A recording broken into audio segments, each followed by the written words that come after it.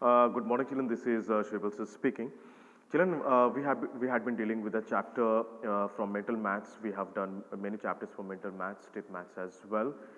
From step maths book, we have done so far unit 3, and here in this video, we are going to start a very important chapter, which is unit 4, which are coming in your exam. So this chapter is about the fraction. So we need to understand what is this fraction all about. What is fraction? So the very first concept comes on our mind when we talk about fraction. It means it's a broken piece of a complete one or a whole figure.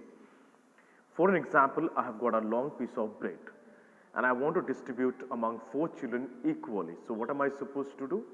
I'll make one whole piece of bread into 4 equal pieces.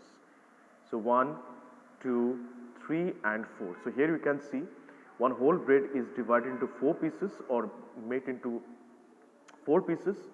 So each piece of this bread is called fraction. So here the fraction is about, as it was a whole piece of bread before, now I turned into 4 equal pieces.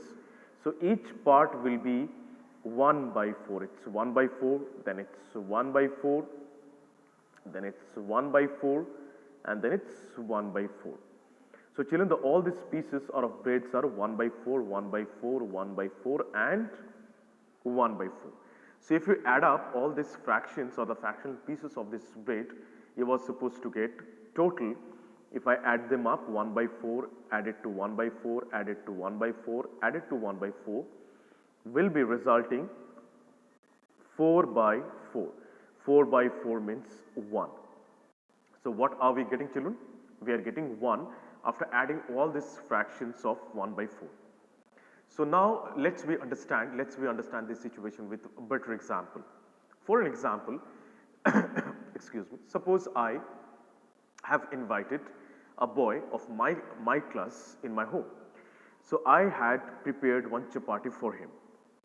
So here is a chapati, suppose one complete chapati, and I'll be offering to a child. So this is a whole chapati. Now the child, I can give out this whole piece of bread, whole piece of chapati to the boy. Now what I can see, the child has come along with somebody. The child has borrowed somebody with him. So now there are 2 people right now, and I have to divide and I have to give out this chapati to both of them. Now you might be thinking, one chapati, how it's possible to give to 2 children? Thing is, what I can do right now, I can make this chapati into 2 equal pieces. I can make this chapati into 2 equal pieces right from here, or I can tear off one chapati right from the center. Now I can give out one piece of chapati to one, and other piece of chapati to other boy. So one part will be 1 by 2, and other part will be also 1 by 2. Now question comes, sir, why 1 by 2? Because there are 2 equal parts and one part out of 2 equal parts. This is why the word is 1 by 2. The meaning of this word 1 by 2 is one part out of 2 equal parts. One part out of 2 equal parts. This is why it's 1 by 2 and 1 by 2. Question is, if we add up this all 1 by 2 and 1 by 2, what is supposed to come out? We are supposed to get 1. Okay? Always we should keep in mind that whenever we are adding the fractional parts of a complete figure, all the fractions of a complete figure, we are supposed to get 1. Because a fraction comes from the concept of a whole thing. So from one whole thing means 1. So from there I am breaking into multiple pieces, equal pieces. So all these pieces are fractional parts of that whole piece. This is what this all about is fraction. So children, if we talk about fractions in details, fractions are actually another form of decimals, right? Decimals are a number. It comes in a number system where we can insert a point, and by just placing the point we can define a number as to be decimal numbers. So fractions are just another kind of decimals. Matlab, fractions can be converted into decimals and decimals can be converted into fractions. Fractions are basically of like many types. It comes in many types, and it comes in many classifications. Number one is proper fraction. Question is, sir, what is proper fraction? The fraction in which the numerator is lesser than the denominator. Such kind of fractions are called proper fraction. Example is suppose 1 by 4. Here I had written 1 by 4. So this 1 by 4 is an example of a proper fraction because the numerator is actually lesser than the denominator. Here we can see the numerator is 1 and the denominator is 4.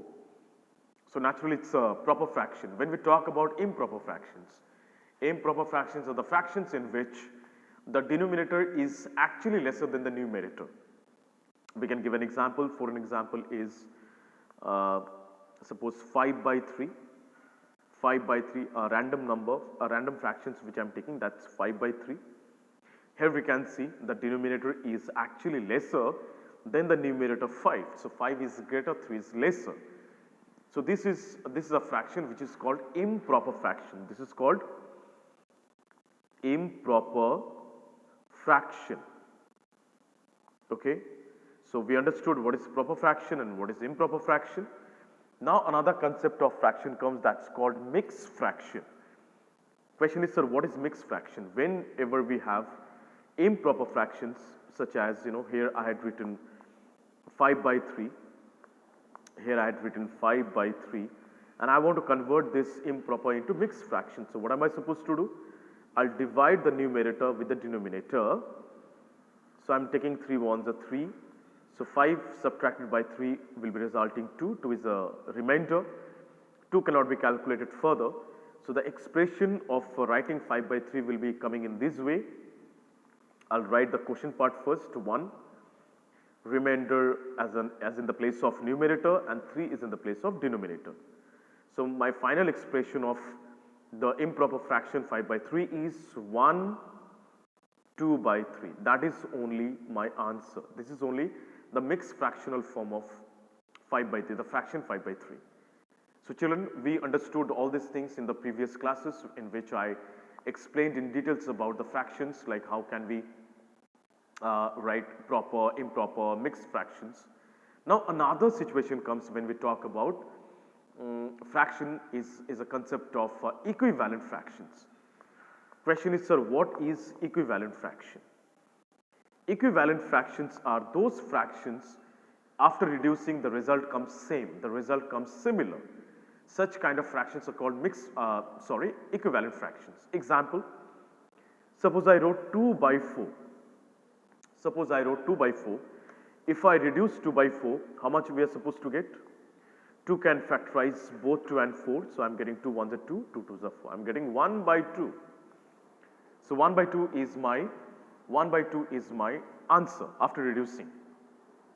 For example, I'm writing a number that's 3 by 6. If I reduce 3 by 6, how much I'm supposed to get? 3 can factorize 3 and 6 both, so 3 ones are 3 and 3 twos are 6. How much we are getting over here, children? We are getting 1 by 2. So here the noticeable things, the noticeable part of this calculation can be seen or can be said in this way. Both the fractions, when we're reducing it, we're getting 1 by 2 and 1 by 2. So such kind of answers in which after reducing, when we are getting the same value, it comes 1 by 2 or a similar answers are called equivalent fractions. So the equivalent fractions are those kind of fractions after reducing results same answer. Such kind of fractions are called equivalent fractions. I believe my explanation is clear. So if I've got any doubts or confusions, please feel free to speak. In the next class, we will understand more examples of the more situations of equivalent fractions. Till then, thank you so much. Bye-bye, take care, and please do submit your work in the Google Classroom positively. Till then, thank you so much. Bye-bye, take care, and have a nice day.